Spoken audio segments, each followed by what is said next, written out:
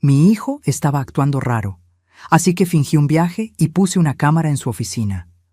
A las 7 de la noche, el conserje me llamó. «Véalo ahora». Lo que apareció en la pantalla casi me hizo caer de la silla. La traición dolió, pero mi respuesta fue aún más fuerte. Me llamo Guadalupe Montoya. Tengo 67 años, y si algo he aprendido en esta vida es que las madres siempre sabemos. Siempre. Aunque nos mientan a la cara, aunque finjan sonrisas, aunque juren que todo está bien, nosotras sabemos. Y yo sabía que algo andaba mal con Sebastián, mi único hijo. El niño que crié sola después de que un infarto se llevara a mi Ernesto cuando apenas teníamos 42 años. El muchacho por el que trabajé doble turno en mi taller de costura para pagarle la universidad. El hombre que ahora tiene 38 años, una oficina elegante y una esposa que nunca me ha mirado con cariño verdadero. Todo comenzó hace 3 meses. Sutilezas que cualquiera ignoraría, pero que para una madre son alarmas de incendio. Sebastián dejó de venir los domingos. Antes llegaba religiosamente a las 2 de la tarde, se sentaba en la mesa de la cocina y devoraba mi mole mientras me contaba de sus casos legales. Es abogado, como siempre soñó. Como yo soñé para él mientras mis dedos sangraban de tanto coser vestidos de quinceañera. Pero de repente, las excusas empezaron a llover como en temporada de huracanes. «Mamá, tengo una audiencia importante». «Perdón, Valeria no se siente bien». «Mejor la próxima semana, ¿sí?» La próxima semana nunca llegaba. Después vinieron las llamadas extrañas. Yo le marcaba por las tardes, como siempre lo hice durante 30 años, y él contestaba con voz tensa, apurada. Escuchaba murmullos de fondo. Una vez, juro que oí a Valeria decir algo sobre acelerar el proceso antes de que él colgara abruptamente, inventando que tenía mala señal. ¿Proceso? ¿Qué proceso? Mi instinto materno empezó a gritar. Una tarde de jueves, decidí presentarme sin avisar en su oficina. Esa oficina que era parte de M.I. Casa, del departamento de 185 metros cuadrados que compré con el dinero de mi negocio en Polanco. Se la presté cuando se casó hace 5 años porque necesitaba un espacio profesional para recibir clientes. Y yo, como siempre, dije que sí. La madre tonta, la madre generosa, la madre que nunca aprende. Toqué el timbre. Nadie abrió. Volví a tocar. Silencio. Saqué mi llave maestra y entré. La oficina estaba vacía, pero sobre el escritorio de caoba que perteneció a mi esposo, vi papeles esparcidos. Me acerqué. Eran documentos legales con mi nombre. Guadalupe Montoya Vázquez. Palabras que no entendí completamente. Valoración de capacidad mental. Tutela. Transferencia de bienes. Se me heló la sangre. Tomé una foto rápida con mi celular, guardé los papeles exactamente como estaban y salí de ahí con el corazón retumbando en los oídos. Caminé las 3 cuadras hasta mi departamento con las piernas temblorosas.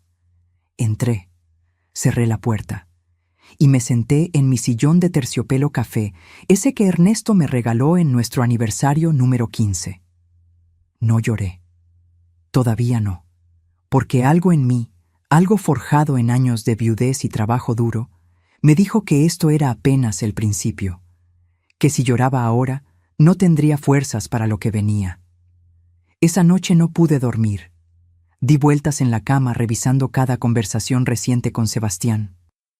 Cada gesto de Valeria en las pocas reuniones familiares donde aparecía con cara de fastidio. Esa mujer nunca me tragó. Desde el día que la conocí, hace 6 años, en una cena elegante en Mazarik, supe que me veía como un estorbo. Una suegra vieja que sobraba en la vida perfecta que ella estaba diseñando. Pero mi hijo la amaba, o eso creí. Al día siguiente llamé a Estela, mi amiga desde hace 40 años. Nos conocimos en el mercado de San Juan cuando ambas éramos jóvenes madres buscando las mejores telas. Ella enviudó antes que yo y siempre fue mi consejera, mi hermana de vida. Lupe, si intuyes que algo anda mal, es porque algo anda mal, me dijo con esa voz ronca de fumadora arrepentida. ¿Qué vas a hacer? No lo sé todavía, mentí, porque ya lo sabía. Ya estaba gestándose un plan en mi cabeza. Uno peligroso, uno que me daba miedo, pero uno necesario. Los siguientes días observé a Sebastián como un halcón. Empecé a anotar sus horarios, sus llamadas, sus mentiras. Pequeñas cosas que antes ignoraba ahora se volvían evidencia, como cuando dijo que tenía junta a las 8 de la noche un martes. ¿Qué abogado tiene juntas a esa hora? O cuando Valeria publicó en redes sociales una foto en un restaurante caro el mismo día que supuestamente estaba enferma en cama. Las piezas empezaban a acomodarse y la imagen que formaban me aterraba. Pero necesitaba pruebas, pruebas reales. No solo intuiciones de madre paranoica, como seguramente me llamarían si los enfrentaba sin evidencia sólida. Fue entonces cuando se me ocurrió la idea. Una idea loca, arriesgada, pero efectiva. Iba a fingir un viaje. Iba a instalar cámaras en la oficina y descubriría qué demonios estaba pasando en mi propia casa con mi propio hijo. Porque si algo tengo claro después de 67 años en este mundo, es que la verdad siempre sale a la luz. Siempre. Y yo iba a asegurarme de que saliera antes de que fuera demasiado tarde. Antes de que me quitaran todo lo que construí con estas manos arrugadas que ahora temblaban de rabia y miedo. Planear una trampa para tu propio hijo es como tragarte vidrios. Cada decisión duele. Cada paso te hace cuestionar si de verdad estás haciendo lo correcto o si te estás volviendo una vieja desconfiada y amargada. Pero yo no era ninguna de esas cosas. Era una madre protegiendo lo que le pertenecía. Y si tenía que convertirme en detective para descubrir la verdad, pues lo haría. El lunes por la mañana llamé a Sebastián. Forcé mi voz a sonar animada, despreocupada. «Mijo, ¿sabes qué? Tu tía Remedios me invitó a pasar unos días en Querétaro. Dice que hace meses no nos vemos y pues... ya sabes cómo es ella de insistente». Hubo una pausa. Una pausa de apenas 2 segundos que me dijo todo. «Ah, qué bien, mamá. ¿Cuándo te vas?» «Mañana mismo». «Ya sabes, a mi edad, uno no sabe cuándo será la última vez que vea a los hermanos». Otra pausa. «¿Cuántos días te quedarás?» Ahí estaba. La pregunta que confirmaba mis sospechas. No me preguntó si necesitaba algo. No se ofreció a llevarme a la terminal. Solo quería saber cuánto tiempo estaría fuera. 4 o 5 días, tal vez una semana si me siento cómoda. «Perfecto, mamá. Que te la pases bien. Salúdame a tía Reme». Colgó rápido. Demasiado rápido. Me quedé mirando el teléfono con el corazón estrujado. Mi hijo acababa de alegrarse de que su madre se fuera de la ciudad. ¿En qué momento llegamos a esto? Pero no había tiempo para sentimentalismos. Tenía trabajo que hacer. Esa misma tarde fui a una tienda de electrónicos en la colonia Roma.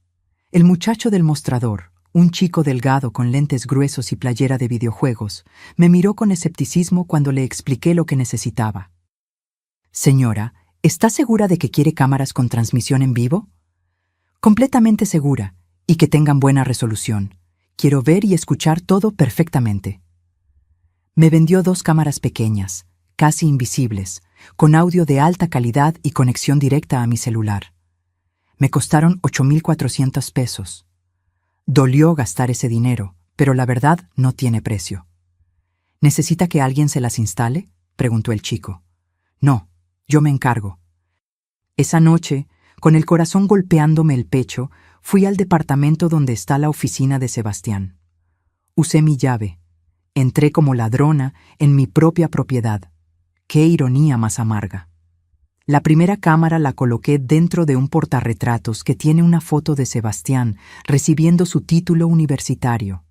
Ese día lloré de orgullo. Ahora colocaba una cámara detrás de ese recuerdo para espiarlo. La vida da vueltas crueles.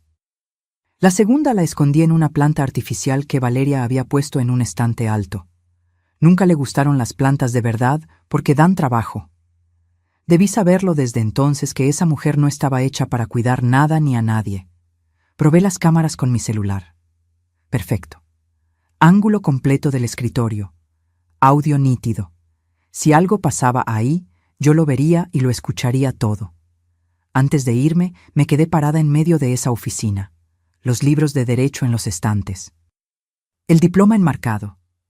La lámpara de escritorio que yo misma le regalé cuando abrió su despacho. Todo construido con mi esfuerzo, mi amor, mi sacrificio. Por favor, Sebastián, susurré al vacío. Por favor, que yo esté equivocada. Pero en el fondo sabía que no lo estaba. Al día siguiente me levanté temprano, empaqué una maleta pequeña como si de verdad fuera a viajar y llamé a Estela. Ya está hecho. Ahora necesito un lugar donde quedarme sin que nadie sepa. Ven a mi casa. Tienes tu cuarto, ya lo sabes. No, si Sebastián llega a buscarme o preguntar, dirías la verdad. Te conozco. Necesito un hotel discreto. Reservé una habitación en un hotel pequeño en la Condesa. Nada lujoso. Una cama dura, una ventana con vista a un edificio gris y una conexión de internet potente. Era todo lo que necesitaba. Le marqué a Roberto, el conserje del edificio donde vivo. Es un hombre de unos 50 años, padre de familia, honesto. Llevamos 13 años conviviendo. Confío en él más que en muchos de mi propia sangre, aparentemente. Don Roberto, necesito pedirle un favor muy grande. Le expliqué la situación, no todo, solo lo necesario. Que sospechaba de movimientos extraños en la oficina de mi hijo, que había instalado cámaras, que estaría vigilando desde lejos. Si ve que entran personas desconocidas a horarios raros o si pasa algo que le parezca sospechoso, llámeme de inmediato, a la hora que sea. Roberto me miró con esos ojos sabios de quien ha visto mucho en la vida. Señora Guadalupe, usted ha sido siempre buena conmigo y con mi familia. Cuando mi niño estuvo enfermo, usted nos ayudó sin que se lo pidiéramos. Yo me encargo. Estaré atento. Me fui al hotel con un nudo en la garganta. Avisé por mensaje a Sebastián que ya iba en el autobús. Él respondió con un emoji de corazón. Un emoji. Ni siquiera palabras. Los primeros 2 días no pasó nada fuera de lo común. Sebastián entraba a la oficina por las mañanas, trabajaba, se iba por las tardes. Yo observaba las grabaciones en mi celular como una obsesa, pausando cada detalle, buscando señales. Estela pasaba a verme. Me traía comida casada porque yo apenas probaba bocado.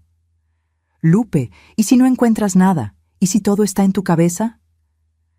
Entonces seré la vieja loca más feliz del mundo, respondí. Pero el miércoles por la tarde, algo cambió. Vi a Sebastián entrar a la oficina a las 4. Se veía nervioso. Revisaba su celular cada 2 minutos. A las 5:30 salió y no regresó. Las horas pasaron. 6, 6:30, 7 menos cuarto. Entonces mi celular vibró. Era Roberto. Señora Guadalupe. Su voz sonaba tensa, urgente. Acaba de entrar una mujer rubia a la oficina. No es la esposa de su hijo. Y entró con un hombre de traje que no conozco. Llevan portafolios y... Hizo una pausa. Su nuera Valeria acaba de llegar también. Se me cortó la respiración. ¿Está seguro? Completamente. ¿Qué hago? Nada. No haga nada. Solo... Gracias, don Roberto. Colgué con las manos temblando. Abrí la aplicación de las cámaras en mi celular. Y entonces lo vi. Lo que apareció en la pantalla casi me hizo caer de la silla. Valeria estaba sentada en mi escritorio, en la silla de cuero que compré con mi primer gran ganancia del taller. Tenía una copa de vino en la mano, como si estuviera en su propia sala celebrando algo. Frente a ella, un hombre de unos 40 y tantos años, traje gris caro, cabello engominado hacia atrás. Tenía esa sonrisa de tiburón que reconoces inmediatamente. La sonrisa de alguien que se gana la vida aprovechándose de los demás. Y junto a ellos, una mujer rubia con carpetas bajo el brazo. No la conocía. Nunca la había visto en mi vida. Subí el volumen de mi celular al máximo. Mis manos sudaban tanto que casi se me resbala el aparato. Entonces estamos claros, ¿verdad?, dijo el hombre con voz grave, autoritaria. La evaluación psiquiátrica está programada para la próxima semana. El doctor Sepúlveda ya tiene las indicaciones. Diagnosticará deterioro cognitivo avanzado. Valeria soltó una risa fría que me atravesó como cuchillo. ¿Y si la vieja se niega a ir? No se va a negar. Tú le dices que es un chequeo de rutina. A su edad se los creen todos. Son como niños. La rubia habló por primera vez. Voz nasal, fastidiada. ¿Cuánto vale la propiedad completa? El hombre revisó unos papeles. El departamento de Polanco donde ella vive, 8.5 millones de pesos. Este departamento donde estamos, 6.2 millones. Tiene 2 locales comerciales en renta en la Nápoles que generan 38,000 pesos mensuales y una cuenta de inversión en el banco con aproximadamente 2.1 millones. Hizo una pausa.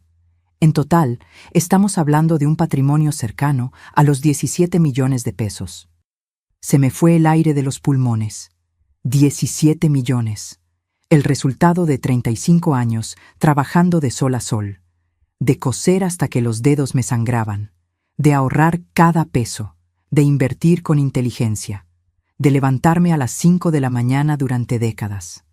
Y estos miserables lo decían como si fuera dinero encontrado en la calle. Valeria se recargó en la silla, con una sonrisa de satisfacción. Una vez que tengamos la declaración de incapacidad, ¿cuánto tiempo tomará transferir todo? 2 meses máximo, respondió el hombre. Sebastián firma como tutor legal. Ustedes tramitan una escritura de compraventa simulada ante el notario que yo les voy a recomendar. Y listo. La señora ni se va a enterar hasta que esté internada. ¿Internada? La palabra me golpeó como bofetada. ¿Y si hace escándalo?, preguntó la rubia. El tipo rió con suficiencia. ¿Quién le va a creer a una anciana diagnosticada con demencia senil?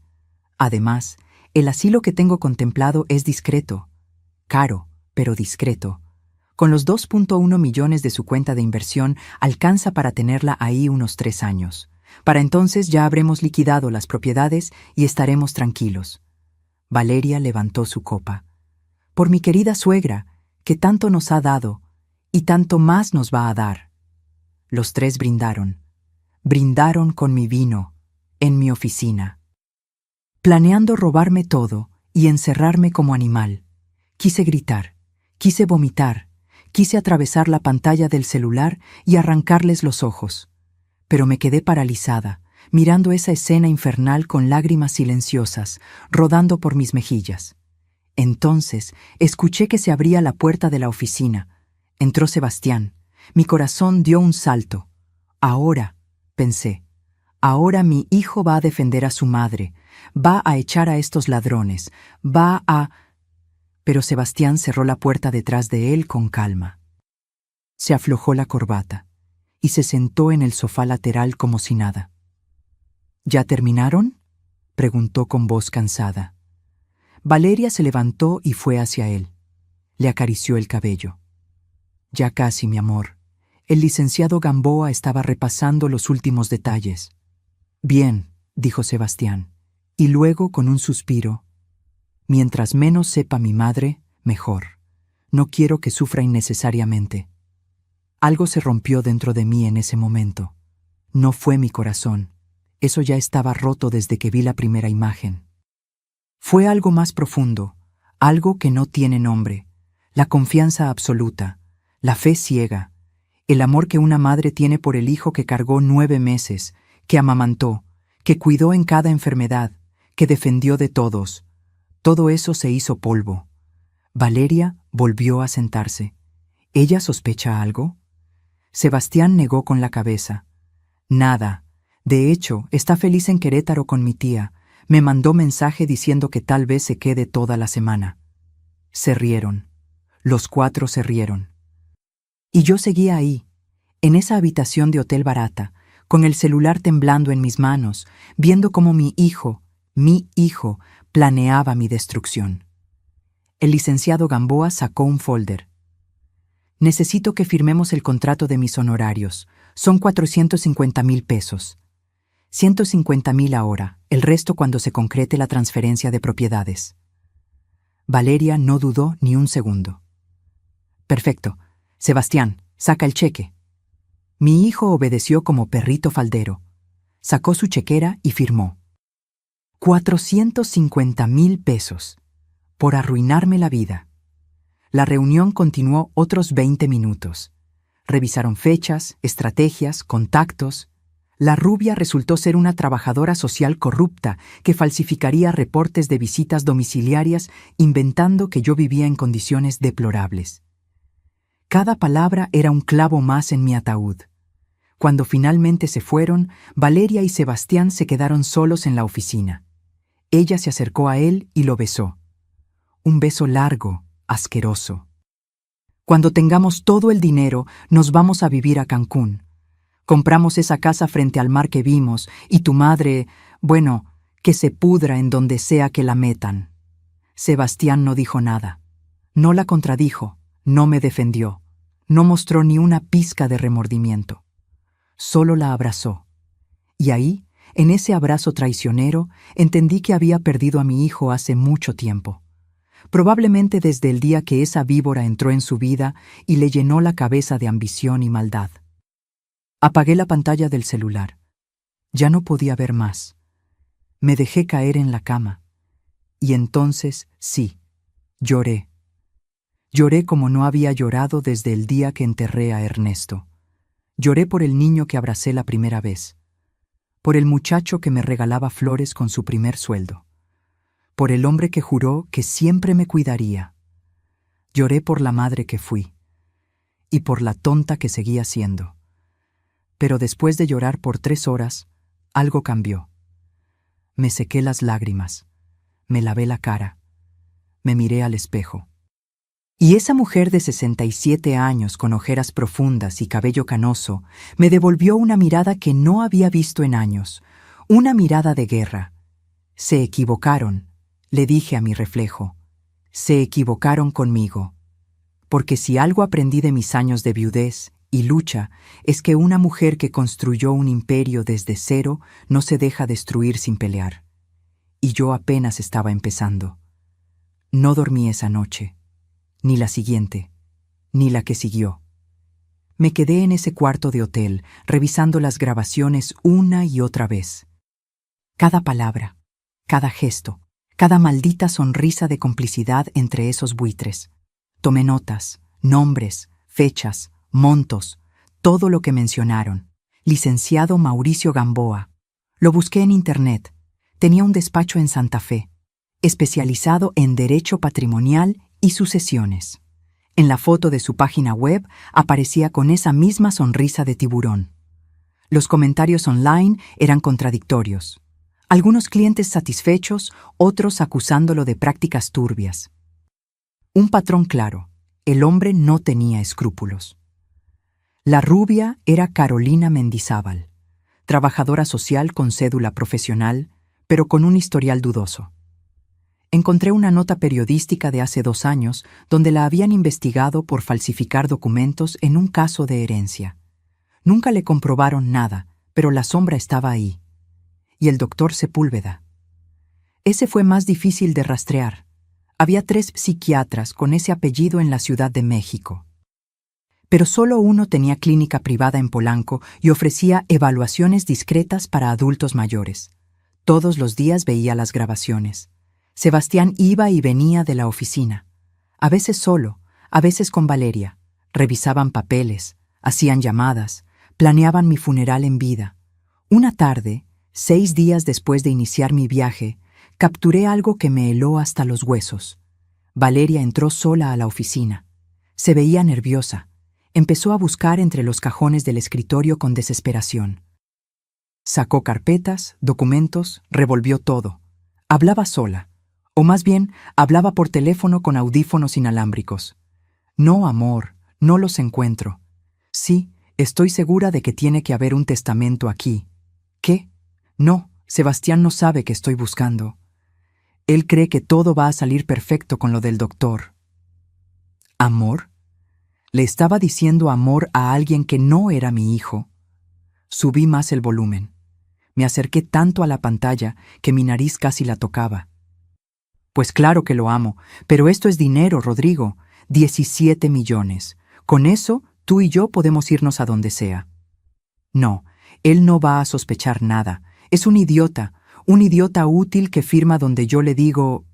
Se me revolvió el estómago. Mi nuera no solo estaba robándome, estaba engañando a mi hijo y usándolo como herramienta para su plan. Seguí escuchando. Una vez que tengamos el dinero, me divorcio. Invento que me maltrató o algo así. De todas formas, después de internar a la vieja, él va a quedar con tanta culpa que ni va a pelear. Y tú y yo nos largamos a Madrid como planeamos. Madrid, Rodrigo, una vida entera diseñada sobre las ruinas de la mía. Valeria finalmente encontró lo que buscaba, una carpeta verde que yo guardaba con mis documentos importantes. La abrió, leyó y sonrió.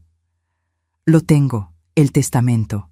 Está todo a nombre de Sebastián, tal como pensábamos. Perfecto. Eso hace todo más fácil. Tomó fotos de cada página con su celular. Después guardó todo exactamente como estaba y se fue. Me quedé mirando la pantalla en blanco con un hueco en el pecho. Mi hijo no era el cerebro de esto. Era una víctima más, un títere manipulado por una mujer que nunca lo amó, que solo vio en él un camino hacia mi dinero. Pero eso no lo absolvía, porque él había elegido creerle a ella sobre confiar en mí. Había elegido firmar documentos, contratar a ese abogado corrupto, planear mi encierro. Víctima o no, había traicionado a su madre. Llamé a Estela. Necesitaba hablar con alguien antes de volverme loca. Lupe, ven a mi casa. Ya, no puedes seguir encerrada ahí. Fui. Manejé mi viejo Tsuru del 2008 que tengo desde que Sebastián entró a la universidad. Ese coche me ha llevado a todos lados. Nunca quise cambiarlo. Sebastián siempre me decía que me comprara algo mejor, algo más digno para alguien de mi posición económica. Ahora entendía por qué. No era por mi comodidad. Era porque le daba vergüenza que su madre anduviera en un coche de hace 17 años. Llegué a casa de Estela pasadas las 9 de la noche. Ella me abrió la puerta y de inmediato me abrazó. Ahí, en los brazos de mi amiga de 40 años, me permití desmoronarme un poco. Ya lo sé todo, le dije. Es peor de lo que imaginaba. Le conté cada detalle mientras tomábamos café de olla en su cocina. Ella escuchaba en silencio, con la cara cada vez más pálida. Ese hijo de la chingada, murmuró cuando terminé. Estela nunca dice groserías. Que las dijera ahora me hizo sentir validada en mi rabia. ¿Y ahora qué vas a hacer? Pelear, dije con una firmeza que no sabía que aún tenía. Voy a pelear con todo. Necesitas un abogado, uno bueno. Ya lo sé, pero tiene que ser alguien que no conozca a Sebastián, alguien que no esté en su círculo. Estela se quedó pensando, luego chasqueó los dedos. Arnulfo Cisneros. ¿Quién? El hijo de doña Matilde, mi vecina de hace años.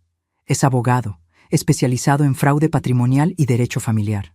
Bueno, honesto, y sobre todo, no tiene ninguna relación con el mundo jurídico de tu hijo. Al día siguiente en la mañana, estaba yo sentada en el despacho de don Arnulfo. Un hombre de unos 50 años, calvo, con lentes gruesos y una sonrisa amable que inspiraba confianza inmediata. Le mostré todo. Los videos, las grabaciones de audio, los nombres, las fechas. Él revisaba cada archivo con atención profesional, tomando notas en una libreta de pasta dura. Cuando terminó, se quitó los lentes y me miró directamente a los ojos. Señora Guadalupe, lo que tiene aquí es oro puro en términos legales. Evidencia clara de conspiración para cometer fraude, falsificación de documentos y, lo que es más grave, un intento de despojo patrimonial mediante declaración falsa de incapacidad. Hizo una pausa. Estas personas pueden ir a la cárcel. Se me hizo un nudo en la garganta. ¿Incluido mi hijo? Don Arnulfo suspiró. Su hijo firmó cheques, participó en reuniones de planeación y, según lo que me muestra, estaba consciente del plan general. Sí, él también está implicado. Aunque, dudó, parece más un cómplice menor que el cerebro de la operación.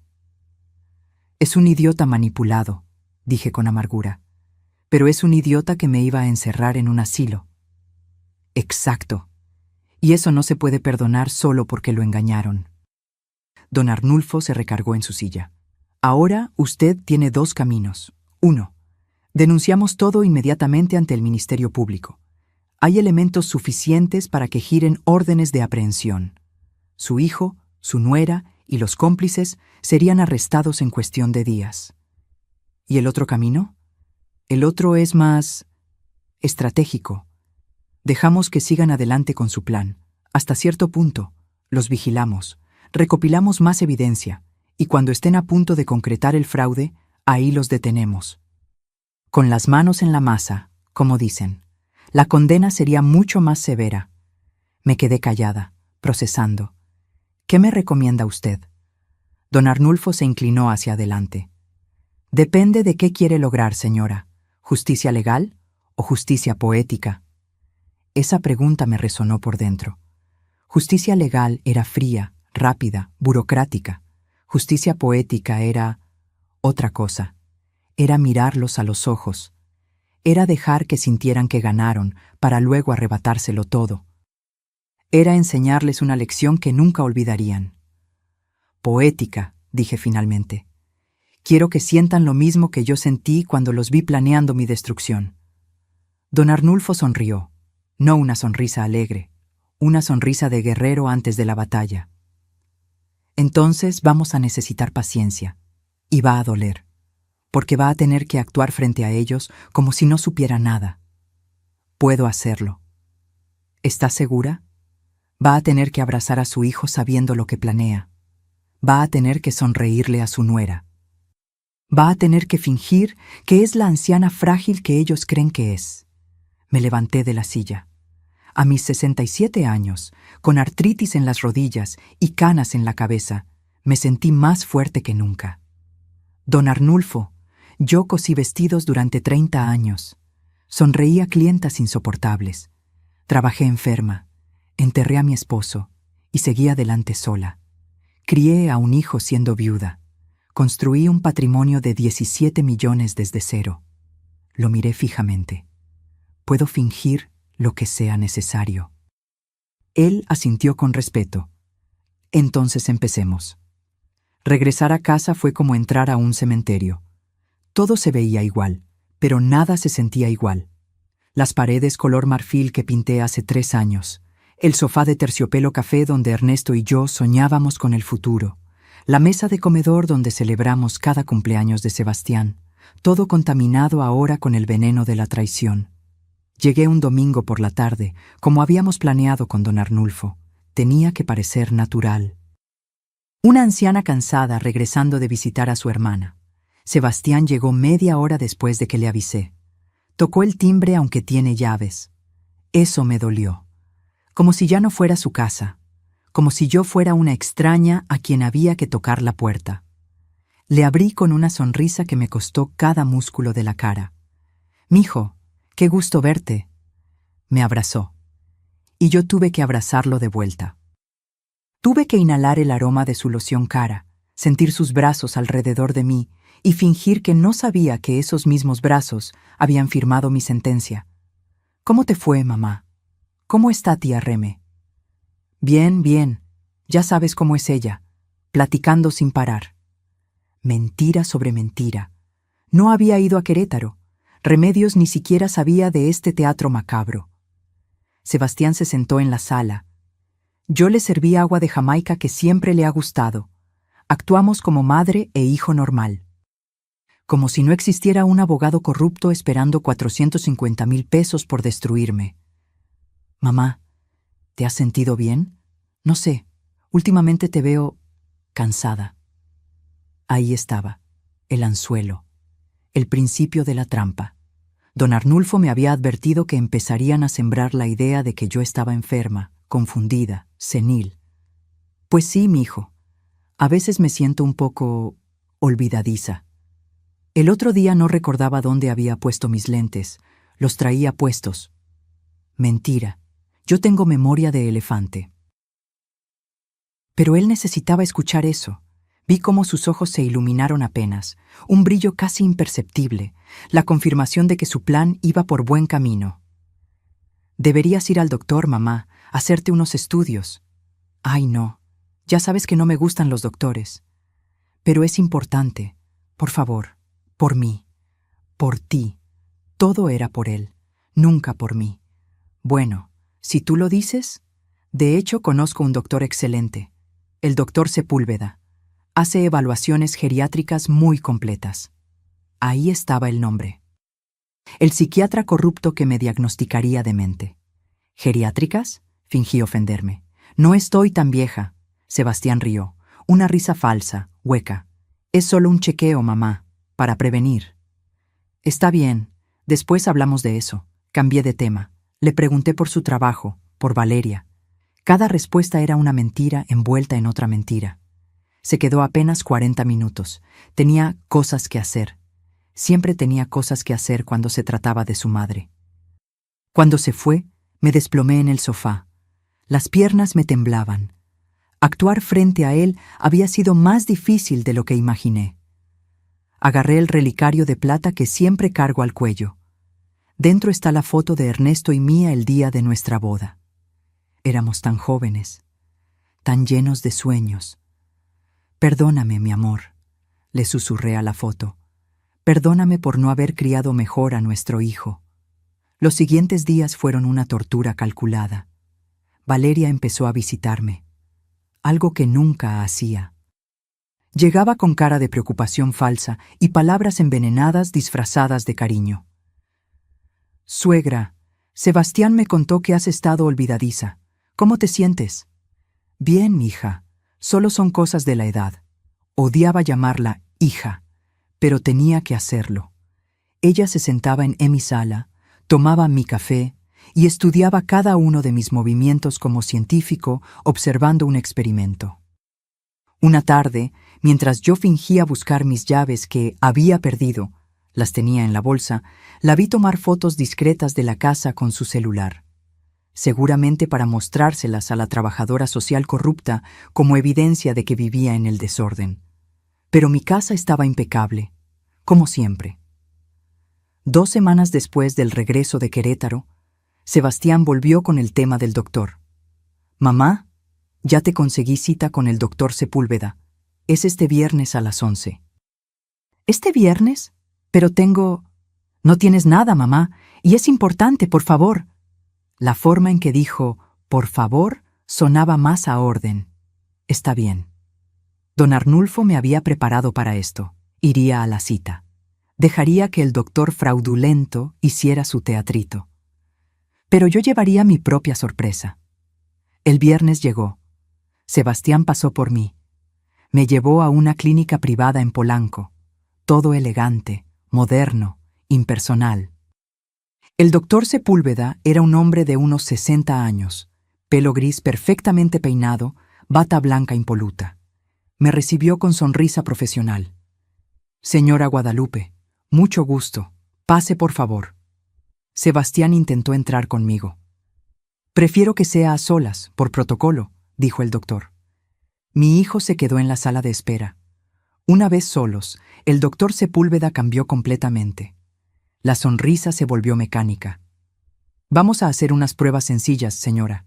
Solo conteste con tranquilidad. Me hizo preguntas tontas. ¿Qué día es hoy? ¿En qué año estamos? ¿Quién es el presidente? Yo respondí todo perfectamente. Vi la frustración en su cara. Entonces empezó con preguntas capciosas. ¿Recuerda qué desayunó? ¿Sabe cómo llegó aquí? ¿Reconoce a las personas que la cuidan? Nadie me cuida, doctor. Vivo sola y me valgo perfectamente. Él anotaba cosas en su libreta, cosas que yo no podía ver. Después me pidió que dibujara un reloj. Lo hice perfecto. Me pidió que repitiera una lista de palabras. Las repetí todas. Me pidió que restara de 7 en 7 desde 100. Lo hice sin equivocarme. Cada prueba que pasaba era una piedra en su zapato. Finalmente suspiró. Señora, ¿usted maneja sus propias finanzas? Sí. ¿Toma decisiones importantes sola? Siempre. ¿Su hijo la ayuda con algo? Mi hijo tiene su vida. Yo tengo la mía. Vi cómo apretaba la mandíbula. Yo no estaba siguiendo el guión que le habían pagado para escribir. Bien, señora Guadalupe, voy a enviarle los resultados a su hijo en unos días. ¿A mi hijo? ¿No a mí? Bueno, él fue quien solicitó la evaluación. Pero yo soy la paciente. Silencio incómodo. Tiene razón. Se los enviaré a ambos. Mentira. Sabía que me enviaría un diagnóstico falso de deterioro cognitivo avanzado. Salí del consultorio. Sebastián se levantó inmediatamente. ¿Cómo te fue? Bien, el doctor es muy amable. Mentira por mentira. Todos mentíamos. Esta familia se había convertido en un nido de víboras. En el camino de regreso, Sebastián iba callado. Yo sabía qué estaba pensando. Estaba calculando cuánto tiempo faltaba para que llegara el diagnóstico falso y pudieran dar el siguiente paso. Cuando llegamos a mi casa, antes de bajarme, me tomó de la mano. Mamá, sabes que te quiero, ¿verdad? Me quedé mirando esos ojos que ayudé a abrir por primera vez hace 38 años. Esos ojos que me miraron con amor infinito cuando era bebé. Que me buscaban cuando tenía pesadillas. Que lloraron en mi hombro cuando perdió su primer amor. ¿En qué momento esos ojos aprendieron a mentir?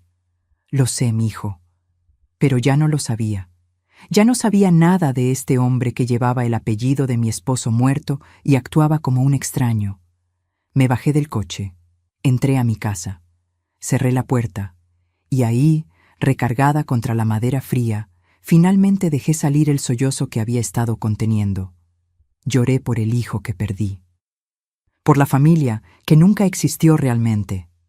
Por los años que desperdicié creyendo que el amor era suficiente.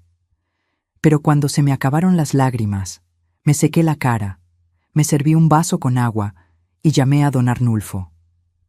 Ya fui con el doctor Sepúlveda. ¿Y? Hice todas las pruebas perfectamente.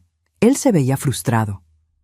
Bien, eso significa que van a tener que falsificar el diagnóstico más obviamente.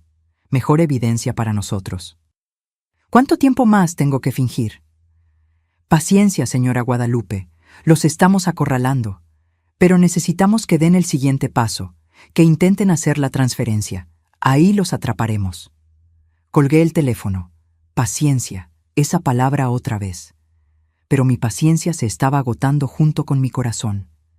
El diagnóstico llegó una semana después, por correo certificado. Un sobre manila grueso con el membrete de la clínica. Lo abrí con manos temblorosas, aunque ya sabía lo que diría.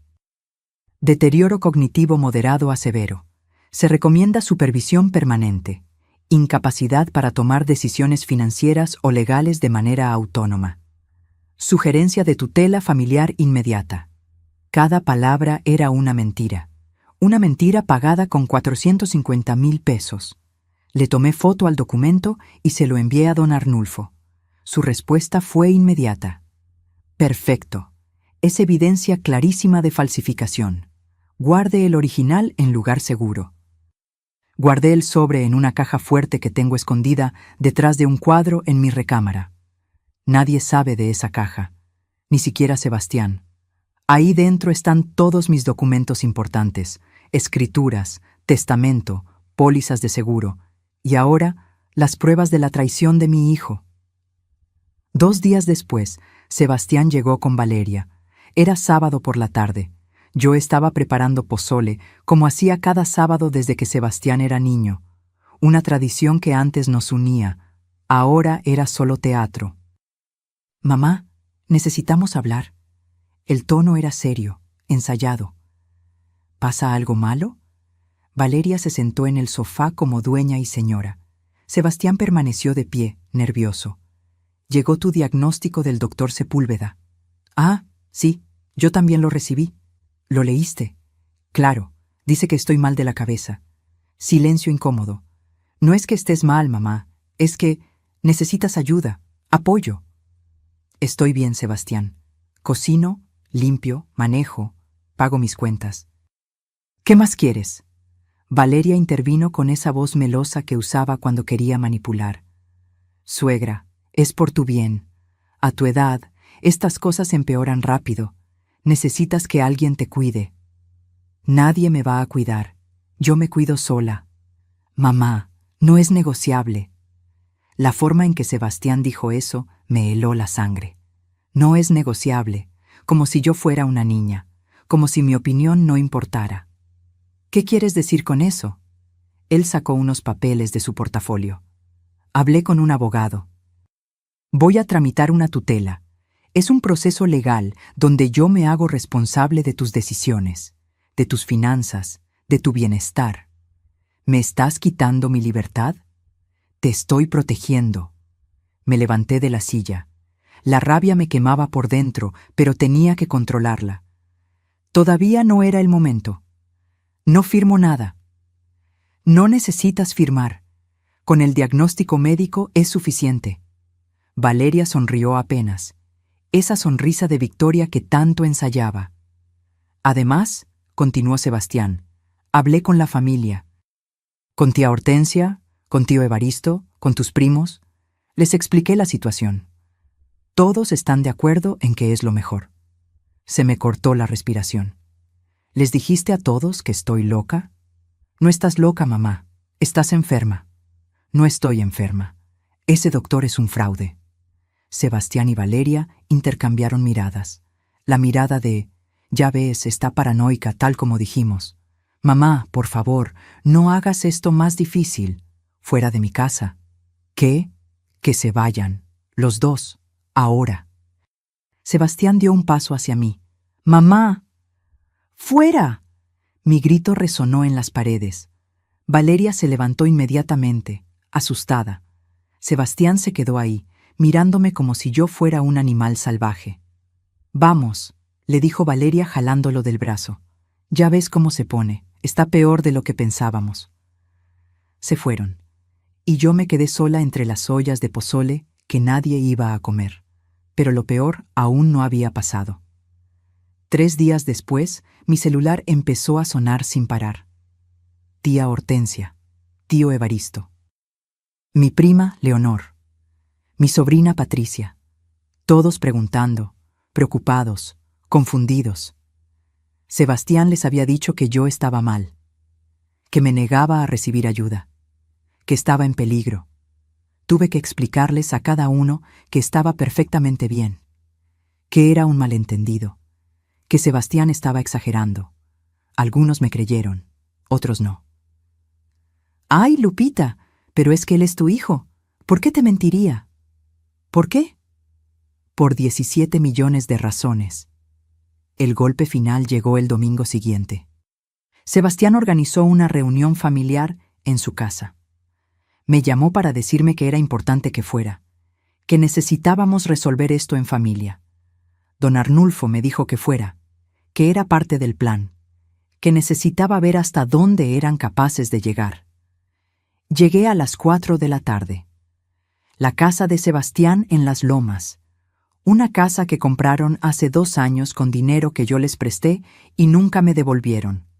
200,000 pesos que di de buena voluntad para el enganche. Cuando entré, estaban todos. Tía Hortensia, tío Evaristo con su esposa Carmela, mi prima Leonor y su esposo, mi sobrina Patricia. Incluso estaba ahí el padre Julián, el sacerdote de la parroquia donde bauticé a Sebastián. Me sentí como en un juicio. Sebastián me señaló un sillón individual en el centro, como si fuera la acusada.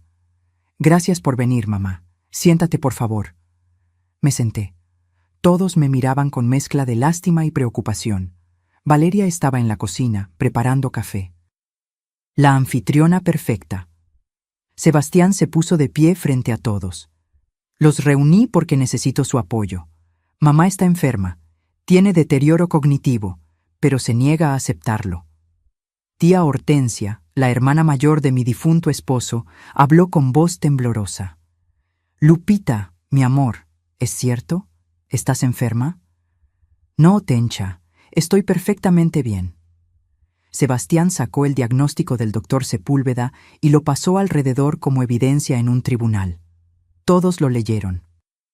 Todos sacudieron la cabeza con tristeza. Guadalupe, intervino el padre Julián con esa voz pastoral que usaba para los sermones. A veces las enfermedades de la mente nos impiden ver nuestra propia condición. No es tu culpa, pero debes aceptar ayuda. Padre, con todo respeto, no estoy enferma. Ese diagnóstico es falso. ¿Ves?, dijo Sebastián levantando las manos. Cree que es una conspiración. Todos me miraron con más lástima. No es conspiración, es la verdad.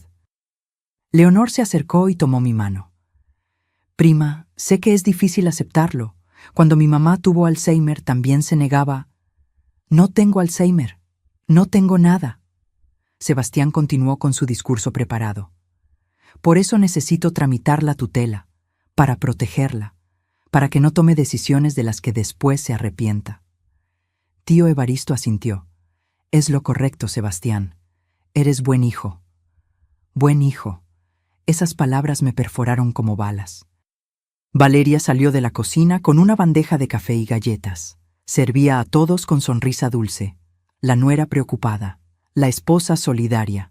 Yo quería gritarles a todos que eran unos idiotas, que les estaban mintiendo, que esto era un robo orquestado, pero si lo hacía, confirmaría lo que Sebastián les había dicho, que estaba paranoica, delirante, loca.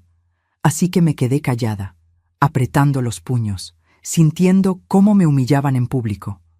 Entonces están todos de acuerdo, dijo Sebastián. Mañana inicio el trámite legal. Todos asintieron. Incluso el padre Julián. Es por tu bien, Guadalupe, repitió Hortensia. Por mi bien. Todo era por mi bien. Me levanté del sillón. ¿A dónde vas, mamá? Me voy. No tengo nada más que hacer aquí. Pero acabamos de servir café. No quiero su café. No quiero su lástima. Y no quiero su traición. Caminé hacia la puerta. Nadie me detuvo. Todos me dejaron ir pensando que era una anciana confundida teniendo un berrinche. Subí a Mitsuru. Cerré la puerta. Y ahí, en el estacionamiento de la casa de mi hijo, con la tarde cayendo sobre la ciudad, me permití llorar de humillación. Me habían exhibido, me habían juzgado, me habían condenado sin escucharme. Y lo peor, lo habían hecho con la bendición de mi propia familia y de un sacerdote. Manejé de regreso a casa con lágrimas en los ojos. Casi choco 2 veces porque no veía bien. Cuando llegué, me encerré en mi recámara, apagué el celular y me acosté en la oscuridad. Esa noche no cené, no vi televisión, no hice nada, solo me quedé ahí, mirando el techo, sintiéndome como la mujer más sola del universo. Pero en algún momento de la madrugada, algo cambió dentro de mí. El dolor se transformó en algo más oscuro, más poderoso. Furia. Furia pura, ardiente, implacable. Me levanté de la cama, prendí la luz, me miré al espejo, y esa mujer de 67 años con los ojos hinchados y el cabello revuelto ya no era la misma. Ya no era la madre sufrida, era la guerrera. Y la guerra apenas comenzaba. Lloré 3 días, 3 días completos, donde apenas salí de la cama, donde el teléfono sonaba y yo no contestaba, donde la comida se quedaba sin tocar en la cocina. Estela vino a tocar la puerta el 3er día. Usó la llave de emergencia que le di hace años. Me encontró sentada en el sillón de la sala, mirando al vacío, con el cabello sin peinar y la misma ropa del domingo. Lupe, por Dios santo. Se sentó junto a mí. No dijo nada más, solo me abrazó. Y yo me aferré a ella como náufrago a un salvavidas. Me humillaron, Estela, frente a todos. Me trataron como si estuviera loca. Lo sé, mi amor, lo sé. Y nadie me defendió, nadie. Ella me apartó para mirarme a los ojos. Entonces defiéndete tú, como lo has hecho toda la vida. Tenía razón. Yo había enterrado a mi esposo y seguía adelante. Había levantado un negocio de la nada. Había criado a un hijo sola. Había sobrevivido a cosas que matarían a otras personas. ¿Y ahora iba a dejarme destruir por un hijo malagradecido y su esposa víbora? No. Me levanté del sillón, me metí a bañar, me lavé el pelo, me puse ropa limpia y llamé a don Arnulfo. Necesito verlo hoy, ahora. 1 hora después estaba en su despacho. Esta vez no iba como víctima asustada. Iba como general planeando una batalla. Señora Guadalupe, ¿está bien? No, pero voy a estarlo. Cuénteme todo. ¿Qué sigue en su plan? Don Arnulfo abrió una carpeta gruesa. Mientras usted estaba procesando, yo estuve investigando y encontré cosas interesantes. Sacó varios documentos. Primero, Valeria Cortés Mendoza, su nuera, tiene antecedentes.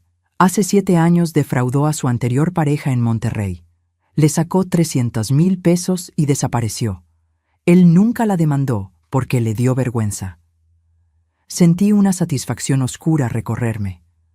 ¿Cómo averiguó eso? Tengo contactos. El punto es que su nuera es estafadora profesional. Su hijo no es su primera víctima. Sacó más papeles.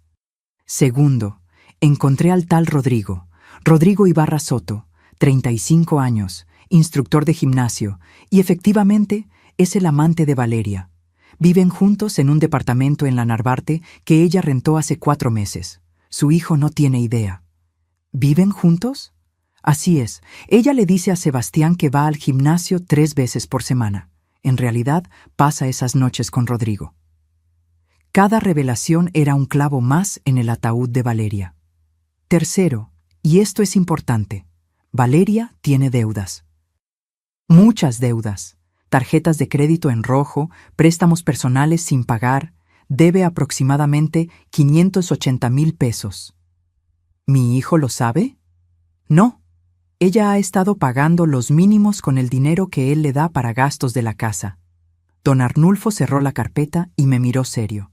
Señora Guadalupe, esta mujer planea robarle todo, dejar a su hijo e irse a España con el amante. Su hijo es solo un medio para un fin. Algo se removió dentro de mí. Sí, Sebastián me había traicionado. Pero él también era víctima de esta mujer. O eso quería creer para no aceptar que mi hijo era igual de culpable. ¿Y el licenciado Gamboa? Ese es otro caso. Mauricio Gamboa tiene varios expedientes abiertos en el Colegio de Abogados por prácticas poco éticas. Nunca lo han sancionado porque es escurridizo. Pero esta vez lo tenemos. ¿Qué me recomienda hacer? Don Arnulfo se recargó en su escritorio. Ellos van a intentar que firme documentos de transferencia. Probablemente esta semana. Van a presionarla usando el diagnóstico falso y la preocupación familiar. Cuando llegue ese momento, usted firma. ¿Qué? Firma.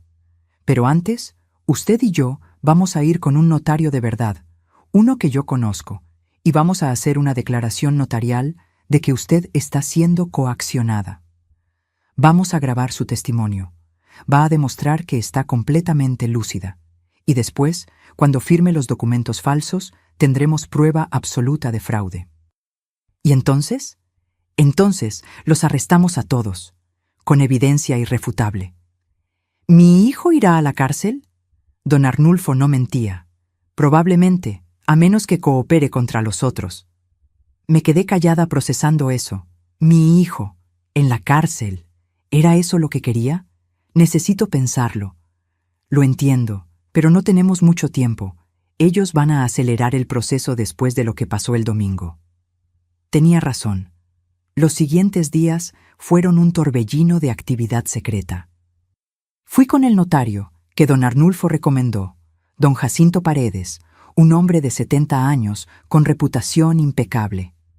Frente a él y 2 testigos, di mi testimonio completo. Narré todo. La conspiración, las grabaciones, el doctor corrupto, la reunión familiar humillante, me hicieron pruebas de capacidad mental, todas las pasé perfectamente. Señora Guadalupe, dijo don Jacinto después de 2 horas, usted está más lúcida que personas de la mitad de su edad. Esto va a quedar asentado legalmente. Si alguien intenta declarar lo contrario, esta acta notarial lo desmiente. Me entregó copias certificadas. Las guardé en mi caja fuerte junto con las otras evidencias. También contraté a un investigador privado, un hombre discreto llamado Memo Valdés, que don Arnulfo conocía. Quiero fotos de Valeria con su amante, videos si es posible, quiero evidencia irrefutable. Memo trabajó rápido. En 3 días tenía lo que necesitaba. Fotos de Valeria entrando al departamento de la Narvarte. Fotos de ella besándose con Rodrigo en la puerta. Video de ambos saliendo juntos, tomados de la mano, riendo. Cada imagen era una daga. Pero también investigué más a fondo las finanzas de Sebastián. Con ayuda de don Arnulfo, descubrimos algo inquietante. Mi hijo tenía problemas económicos. Su despacho no iba tan bien como él presumía. Tenía deudas con proveedores, 3 meses atrasados en la renta de su oficina principal. Y lo peor, había sacado un préstamo de 850,000 pesos hace 6 meses que estaba a punto de vencer. Por eso necesitaba mi dinero con tanta urgencia. No era solo por ambición, era por necesidad. Esa información me dio una perspectiva diferente. No justificaba nada, pero lo explicaba. Una noche, mientras revisaba todo el material recopilado, Estela vino a visitarme. ¿Cómo te sientes? Más fuerte, más clara. ¿Ya decidiste qué vas a hacer? Me quedé mirando las fotos esparcidas en mi mesa. Sebastián firmando el cheque para Gamboa, Valeria besando a Rodrigo, el diagnóstico falso, los documentos de deudas. Voy a darles suficiente cuerda para que se ahorquen solos. Estela sonrió con tristeza. Suena a que ya no hay vuelta atrás. No la hay. Dejé que me humillaran una vez. No va a haber segunda. El jueves por la tarde, como don Arnulfo había predicho, Sebastián me llamó. Mamá, necesitamos que vengas mañana a firmar unos documentos. ¿Qué documentos? De la tutela. Y unos papeles del banco, para proteger tu patrimonio. Para robar mi patrimonio, quiso decir. ¿Es necesario? Sí, mamá, es por tu bien. Ese por tu bien otra vez. Me daban náuseas. Está bien, ¿a qué hora? A las 11, en el despacho del licenciado Gamboa. Te mando la dirección. ¿Va a estar el notario? Sí, todo va a ser legal, te lo prometo. Promesas de un mentiroso. Colgué y llamé inmediatamente a don Arnulfo. Es mañana. Van a intentar que firme. Perfecto. Yo estaré cerca con las autoridades. Llevaré a un notario verdadero y a un oficial del Ministerio Público. En el momento que firme esos documentos fraudulentos, entramos. ¿Y si me arrepiento? ¿Se va a arrepentir? Me quedé callada. Pensé en los 38 años que dediqué a criar a Sebastián, las noches sin dormir cuando estaba enfermo, los sacrificios, el amor incondicional. Pensé en la reunión familiar donde me humillaron, en el diagnóstico falso, en la forma en que planeaban encerrarme. No, dije firmemente, no me voy a arrepentir. Entonces nos vemos mañana. ¿Y señora Guadalupe? Sí, va a doler. Incluso cuando gane, va a doler. Ya me duele, don Arnulfo, ya me duele. Esa noche no dormí. Me la pasé sentada en el sillón de terciopelo café, sosteniendo el relicario con la foto de Ernesto. Mi amor, le susurré, mañana voy a hacer algo que nunca imaginé. Voy a denunciar a nuestro hijo. Perdóname si es un error. Pero no puedo dejar que me destruyan. No después de todo lo que luchamos por construir. Sentí como si Ernesto me respondiera, no con palabras, sino con una sensación de paz. Él hubiera hecho lo mismo.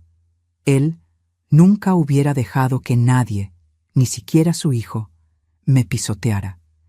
Amanecí con los ojos irritados, pero la mente clara. Me vestí con mi mejor ropa, un traje sastre café que me hice yo misma hace 2 años, aretes de perla, el relicario de plata, zapatos cómodos pero elegantes. Si iba a enfrentar a mis traidores, lo haría con dignidad. Antes de salir, me miré al espejo una última vez. Guadalupe Montoya, me dije en voz alta, hoy recuperas tu vida. y salí de mi casa rumbo a la justicia. El despacho del licenciado Gamboa estaba en Santa Fe, en uno de esos edificios de vidrio donde todo brilla pero nada es real. Llegué 10 minutos antes de las 11. Don Arnulfo me había dicho que llegara puntual, que no diera señales de sospecha. En el estacionamiento revisé mi bolsa. Llevaba mi identificación, mis lentes y un pequeño rosario que fue de mi madre, no para rezar, para tener algo de ella conmigo en este momento. Subí al piso 12. Las puertas del elevador se abrieron a una recepción elegante. Piso de mármol, muebles modernos, una recepcionista joven con sonrisa de plástico. «Buenos días, vengo a ver al licenciado Gamboa». «¿Nombre?» «Guadalupe Montoya». Ella checó su computadora. «Sí, la están esperando». «Pase por favor, sala de juntas 2». Caminé por un pasillo largo. Mis zapatos resonaban contra el piso. Cada paso me acercaba más al momento decisivo. Abrí la puerta de la sala de juntas. Ahí estaban todos. Sebastián, de pie junto a la ventana. Valeria, sentada con cara de preocupación fingida. El licenciado Gamboa, con su sonrisa de tiburón, y un hombre mayor que no conocía, con portafolio de piel. «Mamá, qué bueno que llegaste». Sebastián se acercó a darme un beso en la mejilla. Tuve que hacer un esfuerzo sobrehumano para no apartarlo. «Siéntate, por favor», dijo Gamboa señalando una silla. Me senté. Todos se acomodaron alrededor de la mesa como buitres alrededor de un cadáver. «Señora Guadalupe», comenzó Gamboa con voz profesional, «el día de hoy vamos a formalizar la tutela de su hijo sobre su patrimonio. Es un trámite sencillo, solo necesitamos unas firmas». «¿Y quién es él?», pregunté señalando al hombre mayor. «Es el notario público 147, licenciado Fermín Ugalde. Él va a dar fe de que todo se hace conforme a derecho». «Notario falso, seguramente, o comprado». El tal Ugalde asintió con cara seria. Gamboa sacó una pila de documentos. «Primero, este es el documento de tutela. Establece que debido a su condición médica, su hijo Sebastián quedará como su tutor legal». Me pasó las hojas. Leí rápido. Ahí estaba todo. La declaración de incapacidad basada en el diagnóstico falso. La transferencia de poder de decisión. La autorización para que Sebastián moviera mi dinero. ¿Y si no quiero firmar? Silencio tenso. Sebastián habló con voz suave. «Mamá, ya hablamos de esto. Es por tu bien». «Además», intervino Valeria, «ya lo discutimos en familia. Todos están de acuerdo». Me quedé callada. Hice como que dudaba. «Señora Guadalupe», dijo Gamboa con falsa paciencia, «usted no está en condiciones de tomar esta decisión. El diagnóstico médico es claro». «Ese diagnóstico es...». Me detuve. Don Arnulfo me había dicho que no los confrontara todavía, que firmara, que dejara que se sintieran victoriosos. «Está bien», dije finalmente. «¿Dónde firmo?». Vi cómo Gamboa y Valeria intercambiaban miradas de alivio. Sebastián suspiró. El notario falso señaló las páginas. «Aquí, aquí y aquí», con su nombre completo. Tomé la pluma. Mi mano temblaba, no de miedo, de rabia contenida. Firmé la primera página, después la segunda. Pero cuando iba a firmar la tercera, la puerta de la sala de juntas se abrió de golpe. Entraron 4 personas. Don Arnulfo, un notario que yo sí conocía, don Jacinto Paredes, un oficial del Ministerio Público con placa visible, y una mujer uniformada, agente de la Policía de Investigación. «¿Qué significa esto?», gritó Gamboa levantándose de la silla. Don Arnulfo habló con voz firme y clara. «Licenciado Mauricio Gamboa, licenciado Fermín Ugalde, queden informados de que están siendo investigados por fraude, falsificación de documentos y conspiración para cometer despojo patrimonial». El silencio que siguió fue sepulcral. Sebastián me miró con los ojos desorbitados. «¿Mamá? ¿Qué?» Valeria estaba pálida. Gamboa había perdido toda su arrogancia. El oficial del Ministerio Público se acercó a la mesa. ¿Quién es la señora Guadalupe Montoya Vázquez? Yo, dije levantándome. ¿Está usted siendo coaccionada para firmar estos documentos? Sí. ¿Está usted en pleno uso de sus facultades mentales? Completamente. Don Jacinto, el notario verdadero, sacó documentos de su portafolio. Tengo aquí un acta notarial fechada hace 4 días, donde la señora Guadalupe rindió testimonio completo de su capacidad mental. Pasó todas las evaluaciones. Está certificado que no existe ningún deterioro cognitivo. Fermín Ugalde, el notario comprado, intentó salir. Un momento, dijo la agente bloqueándole el paso. Usted no va a ningún lado. Don Arnulfo continuó. Tenemos grabaciones de audio y video donde se planea este fraude. Tenemos evidencia de pagos ilegales. Tenemos un diagnóstico médico falsificado por el doctor Héctor Sepúlveda, quien también será investigado. Gamboa finalmente reaccionó. Esto es un malentendido. Nosotros solo estábamos... ¿Robando 17 millones de pesos? No es malentendido, licenciado. Es delito grave. Sebastián seguía mirándome como si yo fuera una extraña. Mamá, tú sabías, todo este tiempo, repetí, desde que pusiste los pies en esta trampa. Valeria se levantó de golpe. Esto es ridículo. Sebastián, no te quedes ahí parado, llama a tu abogado. Yo soy abogado, murmuró mi hijo con voz rota. Pues entonces defiéndenos, defiéndeme a mí. Ahí estaba, el momento de verdad. Don Arnulfo sacó más documentos. Señora Valeria Cortés Mendoza, ¿reconoce usted estas fotografías? Puso sobre la mesa las fotos de ella con Rodrigo, besándose, abrazados, entrando juntos al departamento. La cara de Sebastián cambió del shock a la devastación absoluta. ¿Qué es esto? Valeria palideció aún más. Sebastián, yo puedo explicar... ¿Puedes explicar por qué estás besándote con otro hombre? Es un montaje. Ella lo hizo. Tu madre lo inventó todo. Don Arnulfo puso más evidencia sobre la mesa. También tenemos registros bancarios que demuestran que la señora Valeria tiene deudas por 580,000 pesos. Deudas que ha estado ocultando. Y tenemos transferencias a un tal Rodrigo Ibarra Soto por cantidades menores que suman aproximadamente 120,000 pesos en los últimos 4 meses. Sebastián se dejó caer en la silla. Se llevó las manos a la cabeza. Dios mío, Dios mío. El oficial del Ministerio Público sacó su libreta.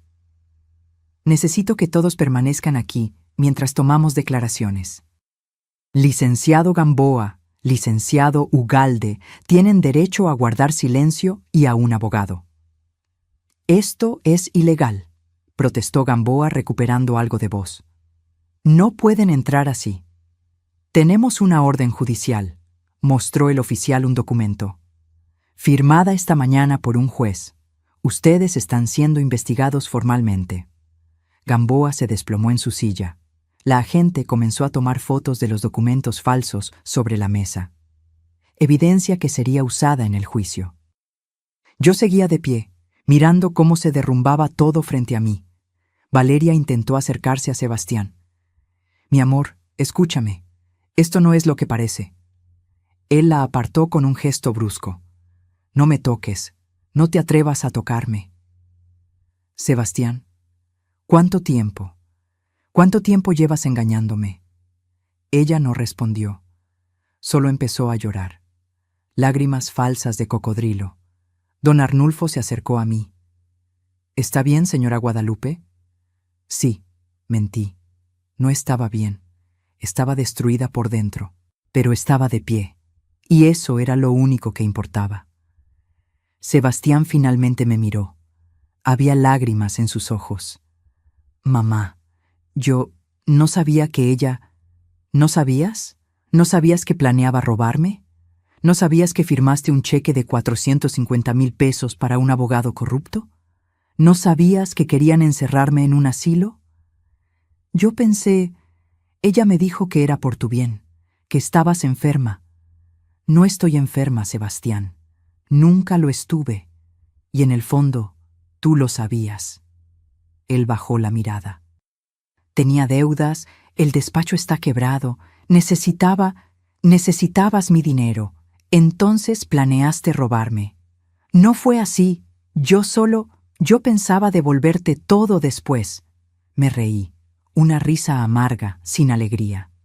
¿Después de encerrarme? ¿Después de declararme loca? ¿Después de quitarme mi libertad? Silencio. El oficial del Ministerio Público intervino. Señor Sebastián Montoya, también necesitamos su declaración. Usted aparece como cómplice en varios documentos. Mi hijo se cubrió el rostro con las manos, y yo, después de 38 años de ser madre, sentí que algo se rompía definitivamente entre nosotros. El oficial comenzó a hacer preguntas formales. Gamboa pidió un abogado. Ugalde sudaba copiosamente. Valeria no dejaba de llorar. Yo me quedé ahí, de pie junto a la ventana, mirando la ciudad extenderse debajo, y pensé, gané, pero no se siente como victoria. Se sentía como funeral. Las siguientes 3 horas fueron un caos controlado de declaraciones, documentos y llamadas telefónicas. Nos trasladaron a todos a las oficinas del Ministerio Público. Salas grises, sillas incómodas, olor a café viejo y papeles rancios. A mí me llevaron a una sala aparte. Don Arnulfo permaneció a mi lado todo el tiempo. Una agente del Ministerio Público, licenciada Sánchez, tomó mi declaración completa. Narré todo desde el principio. Mostré las grabaciones, las fotos, los documentos falsos. El acta notarial que demostraba mi capacidad mental. Ella escuchaba con atención profesional, tomando notas en su computadora. Señora Guadalupe, esto es un caso sólido. Tenemos elementos suficientes para proceder contra todos los implicados. ¿Todos? Su hijo, su nuera, el licenciado Gamboa, el notario Ugalde, y también giraremos orden de aprehensión contra el doctor Sepúlveda. Escuchar su hijo en esa lista me atravesó el pecho. ¿Él irá a prisión? La licenciada Sánchez me miró con algo parecido a la compasión. Depende. Si coopera, si devuelve los 450,000 pesos que pagó como anticipo, si da testimonio contra los otros, podríamos negociar una sentencia menor, probablemente suspendida. ¿Y si no coopera? De 5 a 12 años por fraude agravado. 5 a 12 años. Mi hijo, el niño que crié, el hombre que abracé, podría pasar más de una década en la cárcel. ¿Qué recomienda usted que haga? Ella cerró su libreta. Eso no me corresponde decidirlo. Es su hijo, es su decisión. Cuando terminaron de tomarme la declaración, eran casi las 5 de la tarde. Me dolía la cabeza. No había comido nada desde el desayuno. Don Arnulfo me llevó a la cafetería del edificio. Compramos café y unos sándwiches empaquetados que sabían a cartón. ¿Quiere verlo?, preguntó. ¿A quién? A Sebastián. Está pidiendo hablar con usted. Se me hizo un nudo en el estómago. No sé si pueda. Lo entiendo. Pero tal vez necesite escucharlo, para cerrar. Cerrar. Como si 38 años pudieran cerrarse como un libro. Está bien, pero usted viene conmigo. Por supuesto. Nos llevaron a una sala de entrevistas, paredes blancas, mesa metálica, 2 sillas de cada lado. Sebastián ya estaba ahí, sentado, esposado. Verlo con esas esposas me desgarró algo por dentro. Era mi hijo, mi bebé, el niño que se aferraba a mi mano cuando tenía miedo. Me senté frente a él. Don Arnulfo se quedó de pie junto a la puerta. Hubo un silencio largo. Sebastián tenía los ojos rojos, hinchados. Había estado llorando. Mamá, no me llames así.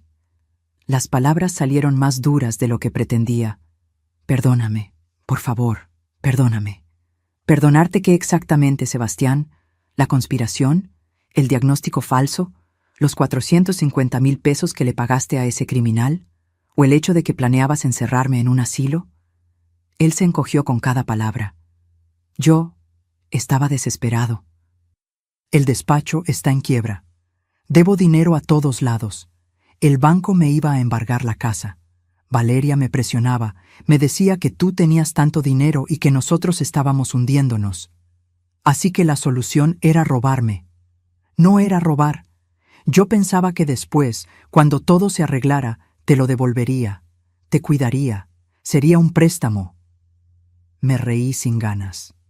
Un préstamo que yo nunca autoricé, para el cual me declararías loca, y me encerrarías contra mi voluntad. Valeria dijo que sería lo mejor, que estarías cómoda, bien cuidada. ¿Y le creíste? Silencio. ¿Le creíste a esa mujer que te engañaba con otro hombre? ¿Que tiene un amante con quien planeaba irse a España con mi dinero? ¿Esa mujer que te usó como herramienta? Sebastián sollozó abiertamente. No lo sabía, te lo juro, no lo sabía. Pero sabías que me estabas traicionando a mí, tu madre, la que trabajó día y noche para darte una educación. La que cosió hasta que los dedos me sangraban para que tú pudieras estudiar en la universidad. La que te dio el enganche de tu casa.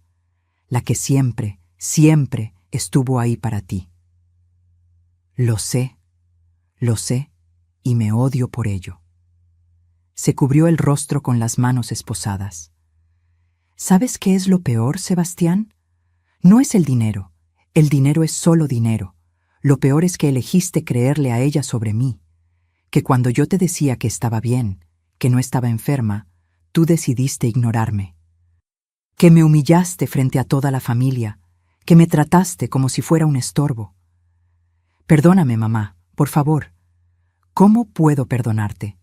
¿Cómo perdono que hicieras exactamente lo que juraste nunca hacer? Él me miró sin entender.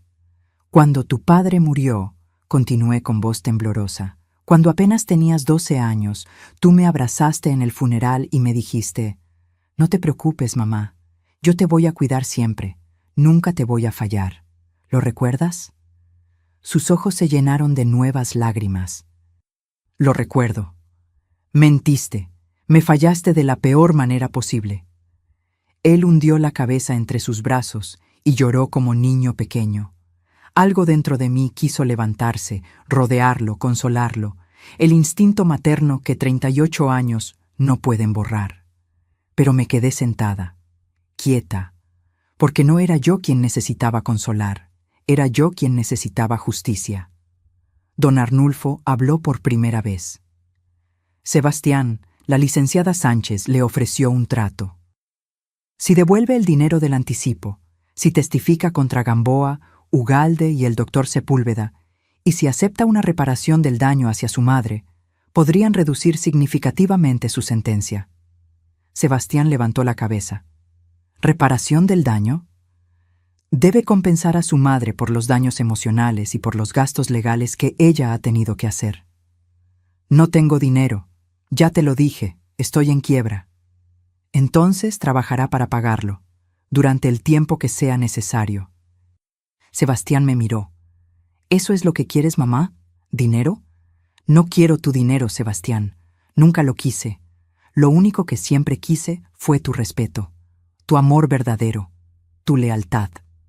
Los tienes, los has tenido siempre. Las acciones dicen lo contrario.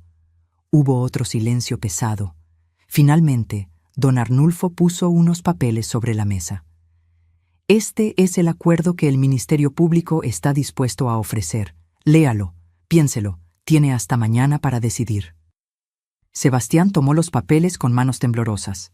¿Y Valeria? Su esposa va a enfrentar cargos separados. Fraude, bigamia emocional no aplica legalmente, pero el adulterio afecta el divorcio, ocultación de deudas. Ella no tiene el mismo trato que usted porque hay antecedentes. Ya defraudó a alguien antes.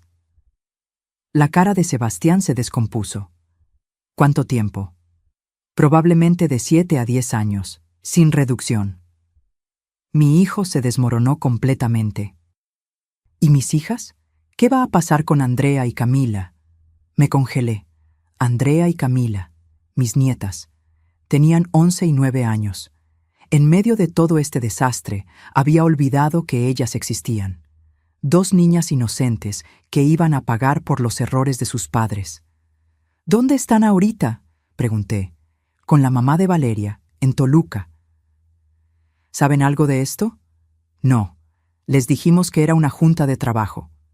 Don Arnulfo intervino. Si ambos padres van a prisión, la custodia temporal pasará a familiares. La abuela materna o... Me miró significativamente. O la abuela paterna. Yo. Me estaba diciendo que yo podría quedarme con mis nietas. 2 niñas que apenas veía 2 veces al año porque Valeria siempre ponía excusas para no visitarme. No pueden pagar ellas por esto, dije firmemente. Son inocentes. Sebastián me miró con algo parecido a la esperanza. ¿Las cuidarías? ¿A pesar de todo? No lo haría por ti. Lo haría por ellas. Y por tu padre, que estaría destrozado de ver en qué convertiste tu vida. Él asintió, derrotado. Acepto el trato. Haré lo que sea necesario. Testificaré.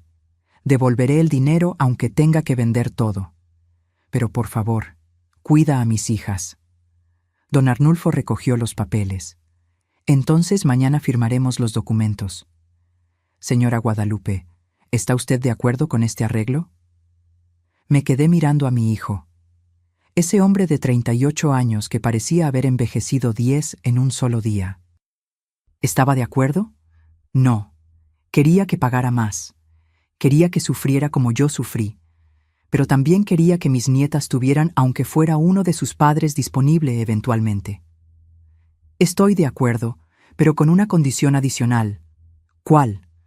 Cuando salga de esto, cuando pague todo lo que debe, no quiero verlo durante un año. Un año completo donde no se acerque a mí, donde reconstruya su vida en silencio. Y después, tal vez, podamos hablar de si es posible perdonar. Sebastián cerró los ojos. ¿Me estás desterrando? Te estoy dando tiempo y espacio para que reflexiones sobre el hombre que te convertiste y el hombre que deberías ser. Él asintió lentamente. Está bien, lo acepto. Me levanté de la silla. Ya no tenía nada más que decir. Mamá. Me detuve en la puerta, pero no me volteé. Lamento todo. Y voy a pasarme el resto de mi vida intentando compensarte. No me lo compensas a mí, Sebastián. Se lo compensas a tus hijas. Conviértete en el padre que ellas merecen. Ya fallaste como hijo. Salí de esa sala con la espalda recta y los ojos secos. Pero cuando llegué al coche de don Arnulfo, cuando me senté y cerré la puerta, finalmente me permití llorar. Lloré por el hijo que perdí, por la familia que se destruyó, por las nietas que tendría que criar a mis 67 años. Lloré por todo lo que pudo ser y nunca fue, y lloré porque la justicia, aunque necesaria, no borra el dolor, solo lo hace soportable. 6 meses después. Me levanté a las 6 de la mañana, como todas las mañanas desde que Andrea y Camila llegaron a vivir conmigo. Las niñas dormían en la habitación que antes era mi taller de costura. Convertí ese espacio lleno de telas y máquinas en un cuarto acogedor con 2 camas individuales, cortinas color lavanda y un librero lleno de cuentos. Preparé el desayuno: huevos revueltos, frijoles, tortillas recién hechas. El aroma llenó la casa y pronto escuché los pasos de Andrea bajando las escaleras. «Buenos días, abuela». «Buenos días, mi amor. ¿Dormiste bien?» «Sí, tuve un sueño bonito. Soñé que papá venía a visitarnos». Se me hizo un nudo en la garganta. Sebastián estaba cumpliendo una sentencia de 2 años con libertad condicional. No podía salir de la Ciudad de México. Trabajaba en un despacho de abogados de oficio, ganando apenas lo suficiente para ir pagando su deuda conmigo y las reparaciones del daño. Cada mes me depositaba 12,000 pesos. No era mucho, pero era constante y era honesto. Yo no había hablado con él desde aquel día en el Ministerio Público. Mandaba mensajes a través de don Arnulfo preguntando por las niñas, pero yo no respondía directamente. Todavía no estaba lista. Camila bajó restregándose los ojos. ¿Ya es hora de ir a la escuela? Sí, mi cielo, ve a lavarte la cara. Las dos niñas habían sufrido terriblemente cuando les explicamos qué había pasado con sus padres. Llantos, pesadillas, preguntas que no tenían respuestas fáciles, pero los niños son resistentes. Y con el tiempo, con rutina, con amor, empezaron a sanar. Después de llevarlas a la escuela, regresé a casa. Estela pasó a visitarme como hacía 3 veces por semana. ¿Cómo van las niñas? Mejor. Andrea sacó 10 en su examen de matemáticas. Camila está aprendiendo a tocar la flauta. ¿Y tú? Me quedé callada preparando café. Yo estoy aquí, cumpliendo. Lupe, ya pasaron 6 meses. ¿Cuándo vas a permitirte sentir algo más que obligación? No sé a qué te refieres. Sí sabes, estás criando a esas niñas como deber, no como alegría. Te levantas, las alimentas, las llevas a la escuela, haces la tarea con ellas. Pero no sonríes. Tenía razón. Yo había construido una rutina perfecta, eficiente, responsable. Pero en algún lugar del camino había olvidado cómo disfrutarla. No sé si puedo, Estela. Cada vez que las miro, veo a Sebastián, veo su traición. Ellas no son su traición, son inocentes. Lo sé, por eso las estoy cuidando. Pero cuidarlas no es lo mismo que amarlas, y ellas lo sienten. Esas palabras me dolieron porque eran ciertas. Esa tarde, cuando recogí a las niñas de la escuela, en lugar de ir directo a casa, las llevé al parque de Chapultepec. ¿De verdad, abuela?, preguntó Camila con ojos brillantes. De verdad. Vamos a comprar helado y a dar de comer a los patos. Pasamos 3 horas ahí, corriendo, riendo. Camila me enseñó cómo hacer coronas de flores. Andrea me contó sobre el niño que le gusta en su clase. Y por primera vez en 6 meses, sentí algo cálido en el pecho. No era felicidad completa. Pero era un inicio. Una semana después, don Arnulfo me llamó. Señora Guadalupe, tenemos noticias. ¿Qué pasó? Valeria fue sentenciada, 9 años de prisión efectiva, sin posibilidad de reducción por los próximos 4 años. 9 años. Esa mujer que planeó destruirme estaría encerrada casi 1 década. ¿Y Gamboa? 7 años. Ugalde, 5. El doctor Sepúlveda perdió su cédula profesional y está enfrentando también cargos penales. Probablemente 6 años. Todos pagando. Todos enfrentando consecuencias. ¿Cómo se siente?, preguntó don Arnulfo. No lo sé. Pensé que me sentiría victoriosa, pero solo me siento cansada. Es normal. La justicia no siempre trae paz inmediata. A veces solo trae cierre. Cierre. Esa palabra otra vez. 2 semanas después llegó una carta a mi casa. Remitente. Sebastián Montoya. La dejé sobre la mesa de la cocina durante 3 días sin abrirla. Andrea la vio una mañana. Abuela, ¿es de papá? Sí. ¿No vas a leerla? Todavía no. ¿Por qué no? ¿Cómo le explicas a una niña de 11 años que a veces el perdón requiere más fuerza que la que tienes disponible? Porque todavía estoy enojada con tu papá. Yo también estaba enojada, dijo Andrea con una madurez que no le correspondía a su edad. Pero extraño hablar con él. Esa noche, después de acostar a las niñas, finalmente abrí la carta. Era larga, 3 páginas escritas a mano con la letra de Sebastián que conocía tan bien. Comenzaba con disculpas, páginas de disculpas, reconociendo cada error, cada mentira, cada traición. Después hablaba de su proceso, de cómo estaba yendo a terapia, de cómo estaba aprendiendo a ver las señales de manipulación que ignoró con Valeria, de cómo había tocado fondo y desde ahí estaba intentando reconstruirse. Y al final escribió algo que me rompió. Mamá, no te pido que me perdones. No merezco tu perdón. Solo te pido que cuando veas a mis hijas, cuando las abraces, cuando las cuides, recuerdes que una vez yo también fui ese niño inocente, y que en algún lugar dentro del hombre que te traicionó, todavía existe el hijo que te amaba, que siempre te ha amado, que solo perdió el camino de la forma más horrible posible. No necesito que me ames de nuevo. Solo necesito que sepas que todo lo que estoy haciendo ahora, cada día de trabajo honesto, cada peso que te devuelvo, cada momento que paso reflexionando sobre mis errores, lo hago porque aunque tú ya no me consideres tu hijo, yo nunca dejaré de considerarte mi madre. Y eso nadie puede quitármelo, ni siquiera yo mismo con mis errores imperdonables. Lloré leyendo esas palabras, no porque lo perdonara, todavía no, pero porque reconocí algo de verdad en ellas.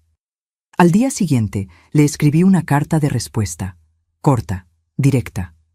Sebastián, recibí tu carta, la leí completa. No estoy lista para verte ni para hablar contigo, pero quiero que sepas que Andrea y Camila están bien, están sanas, felices, yendo a la escuela. Les estoy dando lo que tú y Valeria no pudieron darles, estabilidad. No te escribo esto para herirte, sino para que sepas que mientras tú trabajas en reconstruir tu vida, yo estoy trabajando en reconstruir la de ellas. Tal vez algún día podamos hablar. Tal vez algún día pueda mirarte sin sentir esta grieta en el pecho. Pero ese día no es hoy. Sigue pagando tu deuda. Sigue trabajando en ti mismo. Y cuando hayan pasado los 12 meses que acordamos, veremos qué es posible. Guadalupe. No firmé como mamá. Todavía no podía. Los meses siguieron pasando. Las niñas crecían. Andrea cumplió 12 años y celebramos en casa con pastel y sus amigas. Camila perdió su primer diente y lo guardamos en una cajita especial. Yo retomé mi taller de costura. Empecé a aceptar trabajos pequeños, vestidos de fiesta, arreglos, bordados. Las niñas me ayudaban a elegir telas. Camila resultó tener buen ojo para los colores. Una tarde, mientras cosía un vestido color durazno, Andrea se sentó junto a mí. Abuela, ¿tú crees que papá pueda volver a vivir con nosotras algún día? Dejé de coser. No lo sé, mi amor. Muchas cosas tendrían que cambiar. ¿Cómo qué? Como que yo pudiera confiar en él otra vez. Y eso toma mucho, mucho tiempo. ¿Pero es posible? Miré a esa niña de 12 años que me observaba con ojos esperanzados. En la vida, Andrea, casi todo es posible. Pero algunas cosas requieren más que deseo. Requieren trabajo, honestidad y tiempo. ¿Cuánto tiempo? El que sea necesario. Ella asintió y volvió a su tarea. Finalmente llegó el día. 11 meses después de todo, a una semana de cumplirse el año que impuse como condición. Don Arnulfo me llamó. Señora Guadalupe, Sebastián ha terminado de pagar su deuda. Los 450,000 pesos más 180,000 de reparación del daño, todo cubierto. Se me hizo un nudo en la garganta. Trabajó doble turno durante meses. Vendió su coche, vendió todo lo que tenía valor, pero lo logró. ¿Y ahora qué? Ahora depende de usted. ¿Quiere verlo? ¿Las niñas saben que está pidiendo verlas? Sí, les escribió hace una semana. Ellas quieren verlo. Por supuesto que querían. Era su padre. Dígale que venga el domingo. A las 3 de la tarde, a mi casa. ¿Está segura? No, pero lo voy a hacer de todas formas. El domingo llegó con un calor sofocante de julio. Preparé agua de Jamaica y puse galletas en un plato. Andrea y Camila estaban nerviosas, emocionadas. Se cambiaron de ropa 3 veces. A las 3 en punto sonó el timbre. Las niñas corrieron a abrir. Yo me quedé en la sala, de pie junto a la ventana. Escuché sus voces, los gritos de alegría de las niñas, el sollozo contenido de Sebastián. «¡Papá, papá! ¡Te extrañamos tanto!» «Yo también, mis amores, yo también». Entraron a la sala. Sebastián cargaba a Camila en un brazo y sostenía la mano de Andrea con el otro. Se había quedado delgado, demacrado. Tenía canas que antes no tenía, arrugas nuevas alrededor de los ojos. Los 11 meses no habían sido fáciles para él tampoco. Nos miramos en silencio. Las niñas lo llevaron al sofá, hablando atropelladamente, contándole todo a la vez. Yo me senté en mi sillón de terciopelo café. El mismo sillón donde lloré hace un año. El mismo desde donde vi mi mundo derrumbarse. Después de 20 minutos de caos alegre, Andrea y Camila se dieron cuenta de la tensión. «Abuela, ¿puedo enseñarle a papá mi cuarto?» «Claro». Las dos subieron con él. Los escuché caminar por el segundo piso. Voces amortiguadas, risas. Me quedé sola en la sala, sosteniendo mi taza de café con manos temblorosas. Media hora después, Sebastián bajó solo. Les dije que jugaran un rato. Necesitamos hablar. ¿Sí? Se sentó en el sofá, manteniendo distancia respetuosa. Primero, gracias. Gracias por recibirme. Gracias por cuidar a mis hijas. Gracias por no borrarme completamente de sus vidas. No respondí.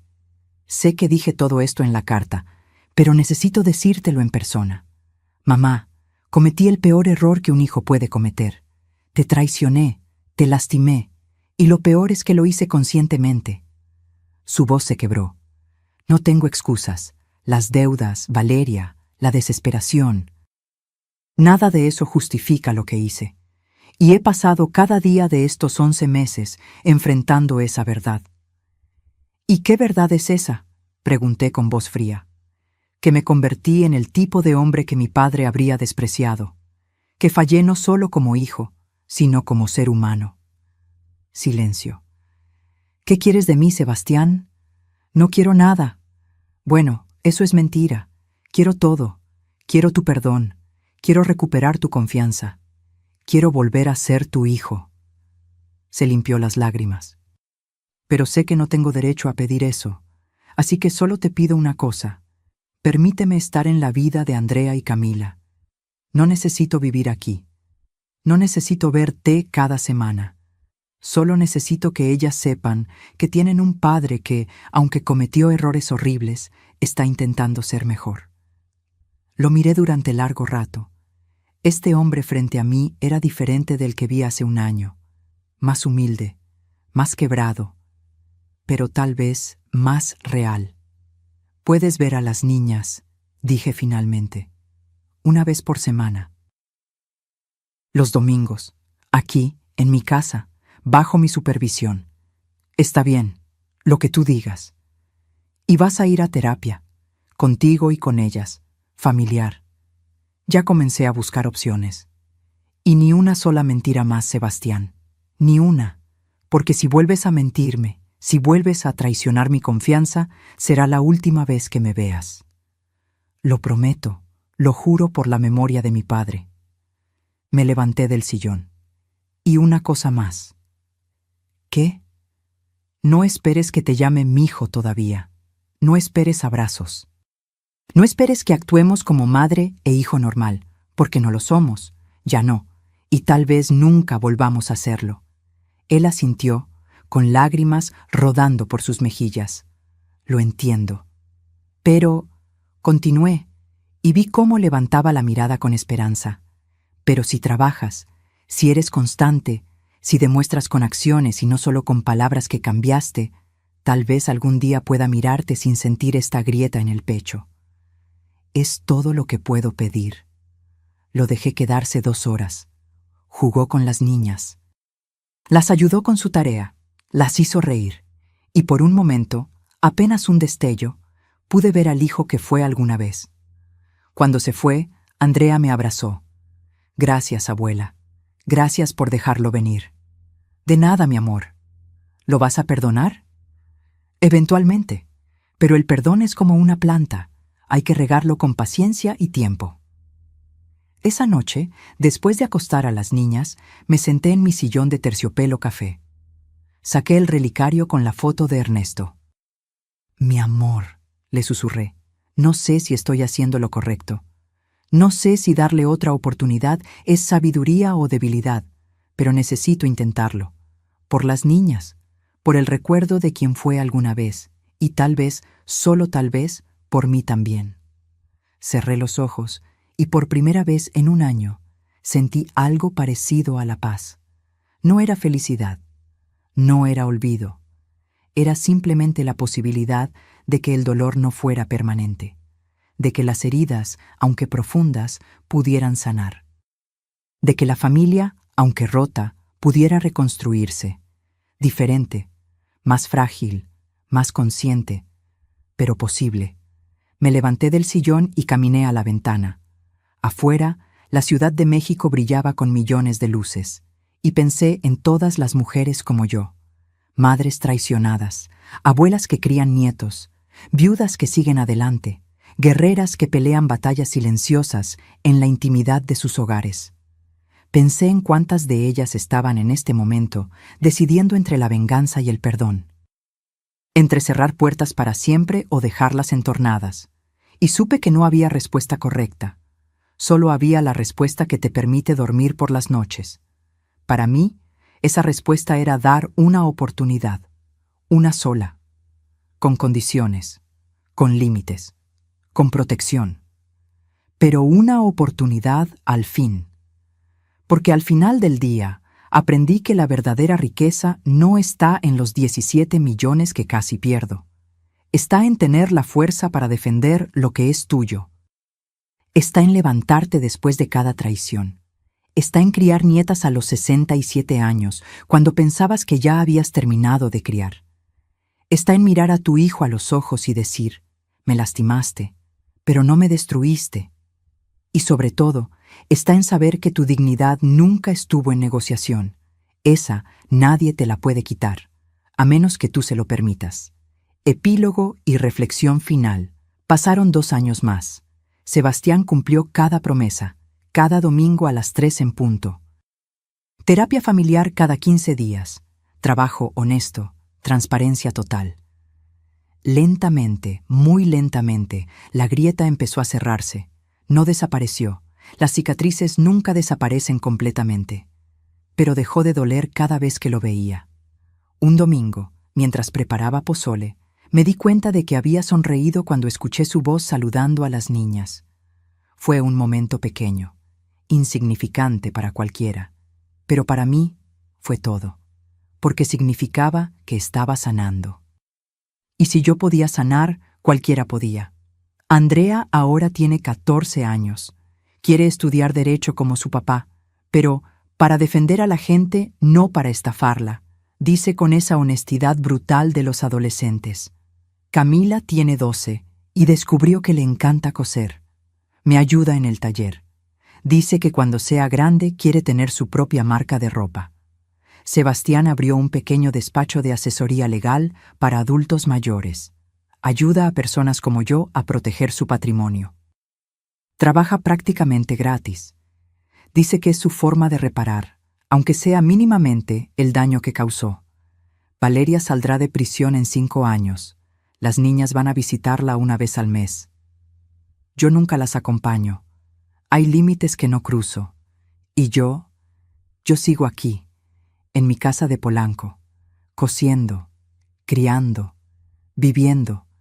A veces me preguntan, ¿lo perdonaste completamente? Y la respuesta honesta es, lo suficiente. Lo perdoné lo suficiente para que las niñas tengan un padre presente. Lo suficiente para que las reuniones familiares no sean campos de batalla. Lo suficiente para dormir tranquila por las noches, pero no lo suficiente para olvidar. Y tal vez esa es la lección más grande que aprendí. Perdonar no significa olvidar. Significa soltar la necesidad de venganza sin soltar la memoria de lo que pasó. Porque esa memoria es lo que te protege, es lo que te mantiene alerta, es lo que te recuerda que la dignidad se defiende, siempre. Si mi historia llegó hasta tu corazón, si algo resonó en ti, déjame tu comentario. Cuéntame desde dónde me estás escuchando. Comparte si alguna vez tuviste que elegir entre el perdón y la justicia. Dale like si crees que las madres merecemos respeto. Y suscríbete para seguir escuchando historias de vida real, de mujeres reales, que enfrentaron batallas imposibles y salieron adelante. Porque al final, esa es la única verdad que importa. La dignidad no se hereda, se defiende. Y una vez que aprendes a defenderla, nadie, absolutamente nadie, puede quitártela, ni siquiera tu propio hijo. Fin.